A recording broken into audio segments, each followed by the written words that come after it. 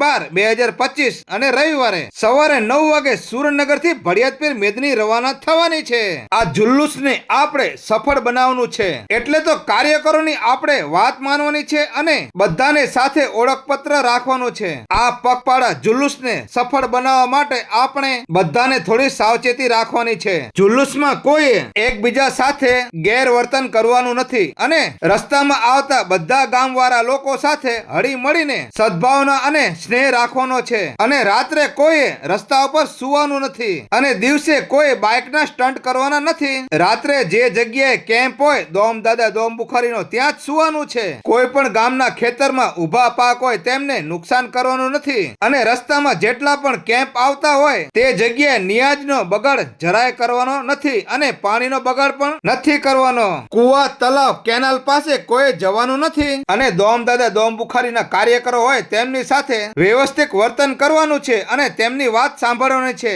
સાથે સાથે પોલીસ કર્મીઓની પણ વાત સાંભળવાની અને તેમની સાથે સારું વર્તન કરવાનું। તો ચાલો આ વખતેની મેદની આપણે એક ઐતિહાસિક મેદની બનાવીએ અને બધા હળી મળીને મેદનીને સફળ બનાવીએ અને આ વિડીયો બધા WhatsApp ગ્રુપમાં નાખીને સવાબ કમાવીએ। ખુદા હાફિઝ।